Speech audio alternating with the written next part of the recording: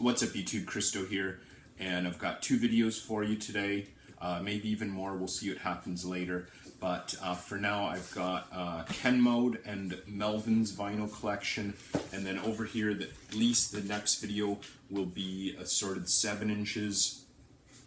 Now, KEN Mode and Melvins actually, similar genres at least, somewhat, and dare I say, KEN Mode have a bit of influence from Melvins. Now, I was a bit late to KEN Mode, seeing as they're from Canada, and they actually have a direct connection to one of my all-time favorite Canadian indie metal bands, Kittens. I believe when Entrenched came out, and they did get quite a lot of publicity when Entrenched came out, a lot of people gave it, really good scores, marks, grades, reviews, whatever.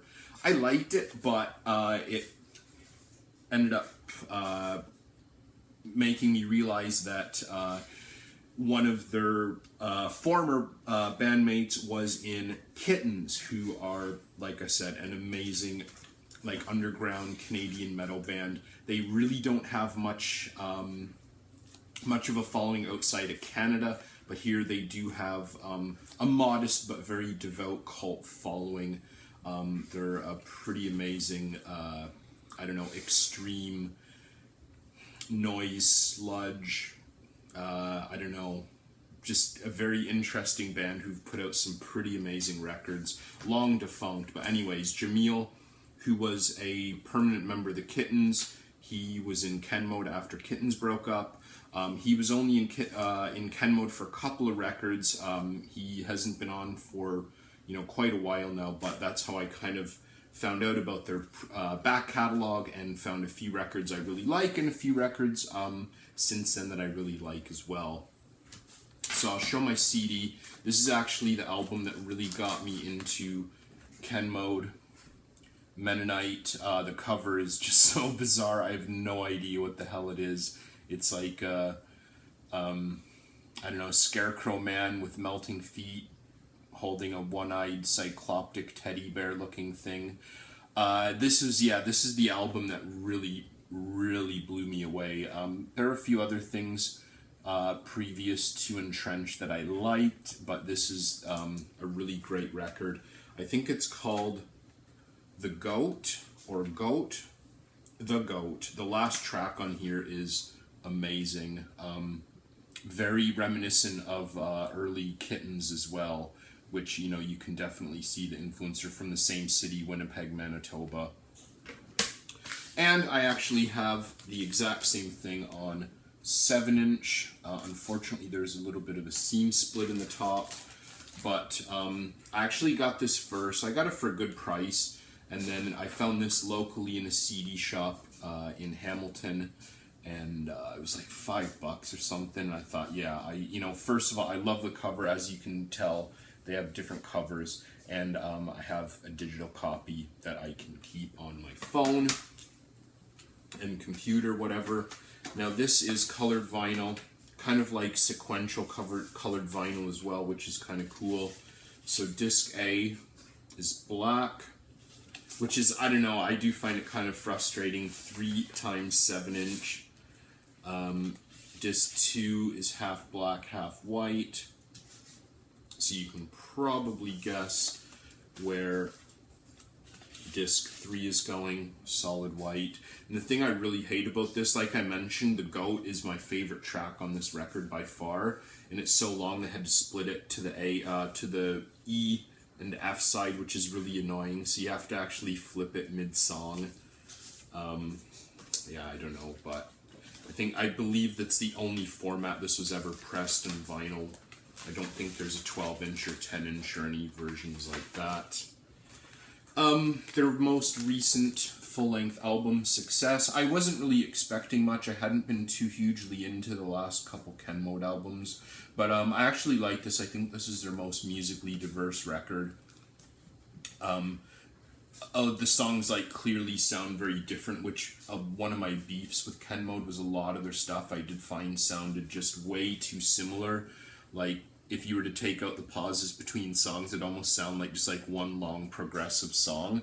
But this is good, and it's really cool as well. I can definitely hear a lot of influence from Jesus Lizard, and I've seen one of the band members in a Jesus Lizard t-shirt, so definitely not a coincidence. This is colored vinyl. I don't remember. Blue? Yellow. Kind of a, I don't know, urine yellow, kind of a weird neonish yellow color.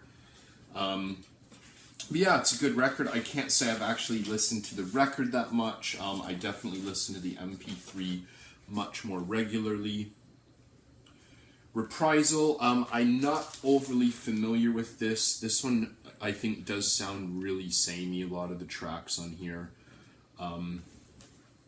But like I said, I haven't listened to this overly since I picked it up, which is actually a while. I've had it for a while, but I just never listened to it. I don't know, I've just not really been in a metal mood recently. Really nice gray with black splattering. And I believe the second disc is a slightly different color. It is a nice glossy jacket gatefold as well, which is nice. I do like it when they put in a bit of effort, you know, when you're shelling out, you know, like 30 bucks Canadian for a record, you know. Yeah, red, kind of reddish, pinkish, a little bit more of an obvious splatter effect. But yeah, really nice looking vinyl, really nice set there.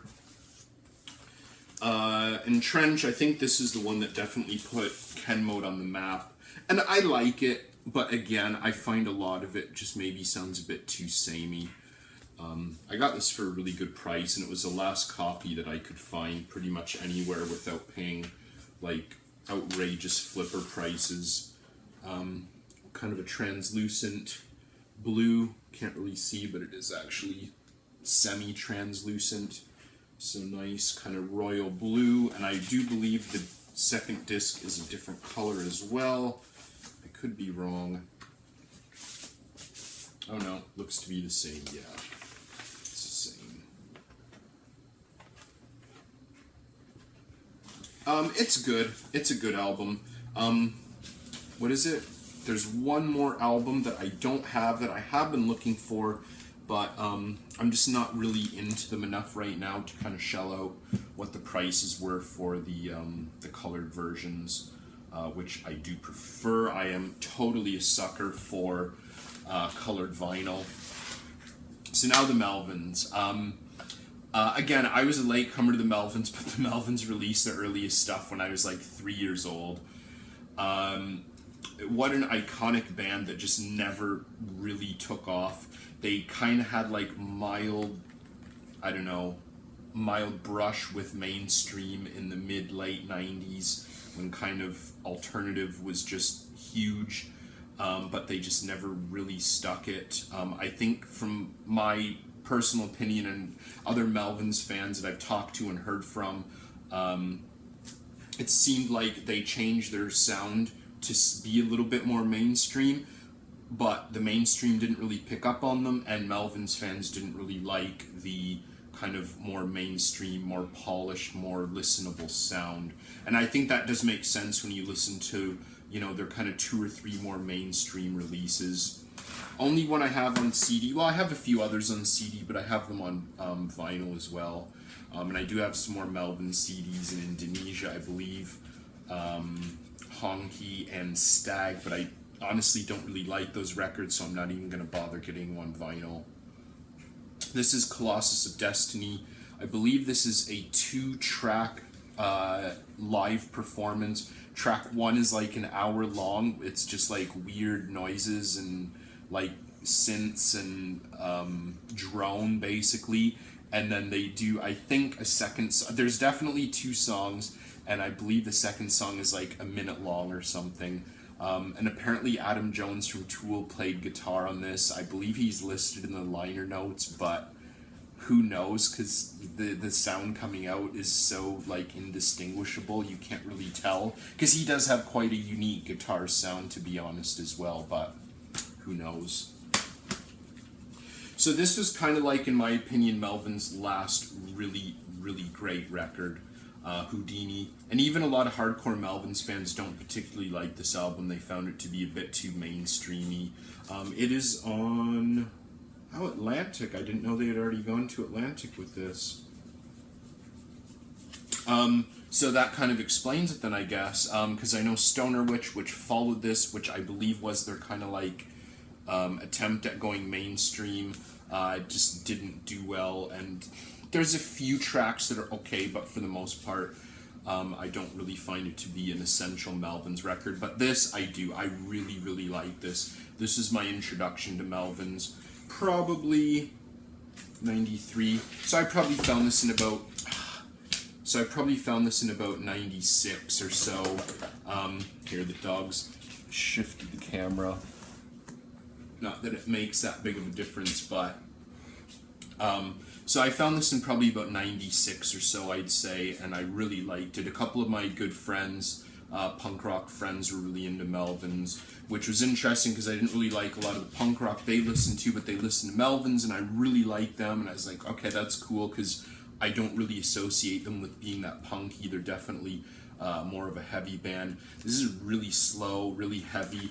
And I think what makes this stand out, which kind of maybe got them a little bit of attention, was that Kurt Cobain actually appears on this. He plays bass on a few really bad songs, but his name was connected to this record, so that's definitely a reason that, you know, it was getting a little more mainstream. Melvins, actually, Kurt Cobain was a roadie for Melvins before Nirvana took off, and Dale Crover actually drummed on a few songs on Nirvana's Bleach, which is cool. They're actually my favorite songs on that.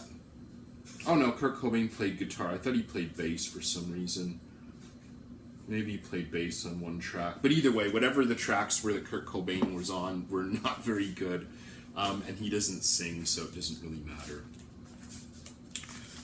The Kiss Trilogy. Now, these are the repress. I wasn't going to pay $50 for like 10-minute 12 inches. And they just got repressed very recently, so I grabbed them. Surprisingly, they're still out there fairly abundantly and you know, reasonably priced. I thought they were going to sell out really fast, so I grabbed them, but I'm glad I did. I have to say I'm a little bit disappointed. I haven't listened to these, honestly, in about 15 years or something, but I don't know. This, I think, is the most talked about, or the one that people seem to enjoy the most, and it's good. I'd say it's in the middle for me. That's obviously Buzzo, King Buzzo, and actually, oh geez, what's his name? Dave Grohl appears on the song Skeeter as Dale Nixon, and he actually does like kind of like crooning or like commentary, like over top of the Melvins song. It's actually a good song. It doesn't really sound like Melvins, to be honest, but it's still kind of cool to hear Dave Grohl in there from, like, what is this, 92? Yeah, 92. These are from Dale Crover, the legendary drummer from Melvins. He's regarded as, you know, one of the best drummers in, you know, the kind of indie metal scene or whatever. Very innovative. This one is probably my least favorite of the three, and a lot of people I kind of see don't particularly like this. I see this more usually ranked as number 2, actually, behind Buzzo. It's okay, nothing really grabs me, but we'll get to this before we get to the third one. This is Ozma and Bullhead, the very recent, I think 2015 double album. I'm not even going to open it because it's not colored and I don't want to wreck my cellophane with my hype sticker. But yeah, they did I believe 2 double album reissues. I knew very little about Ozma, to be honest. I knew that it was, you know, one of their more celebrated early records or recordings, but I really didn't know much about it. Bullhead I was much more familiar with. There's a few really cool tracks on here. And actually, the track Boris is where the noise metal band Boris took their name. There's actually a few really good tracks in here. I remember really liking Ligature and, what is it, Exercise Me or something, or Exorcism or something to that effect. It's a long time since I've actually... Oh, that's the wrong record.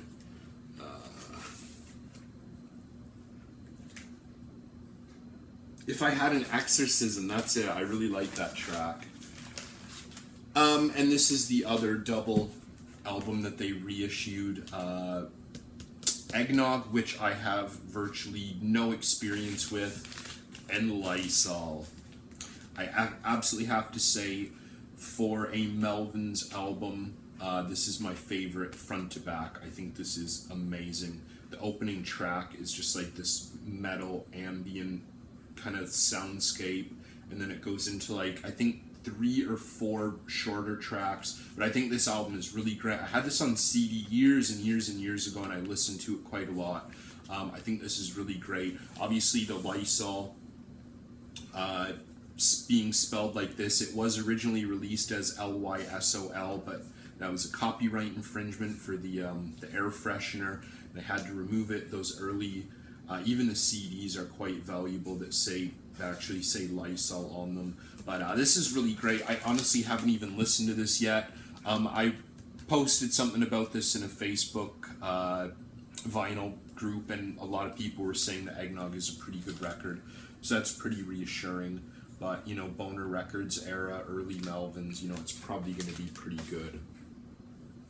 This one, Joe Preston, this was definitely my big surprise from the Trilogy. Even though I had heard these quite a long time ago, my taste has changed quite a lot. And the third song, the whole second side, Hands First Flower, is amazing. Like, amazing. I don't know, I guess you can technically consider this a Melvins album. It's just, you know, with Joe being the, I don't know, spearhead of the sound or whatever.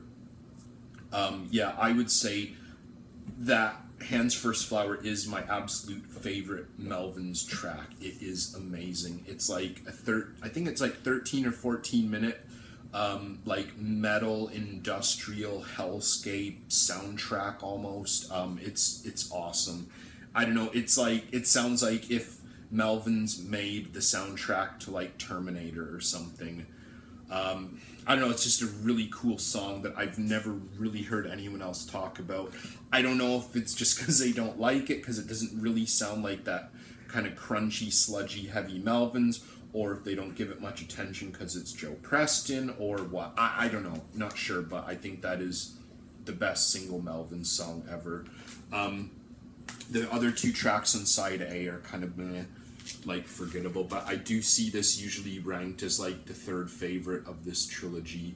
And although I can't say I love it, just Hands First Flower is just an amazing track. So there you go, 2 great alternative or underground indie metal bands, Melvins, KEN Mode. Would love to hear your thoughts on them, what you think of them, your favorite from those bands. I know I'm missing a lot of Melvins records, but those are pretty much my only like real necessary records. I'd like to get Prick just for the kind of like, you know, oddity kind of, you know, I don't know, tokenism of it, but, you know, $60 or whatever for a record I'm probably only going to listen to once. I can't really justify it, so I don't know, we'll see. Maybe I'll find it for a decent price someday. Anyways, thanks for watching. Stay tuned. I'm going to have my 7 inches coming right away, and then, I don't know, maybe something a little later on tonight.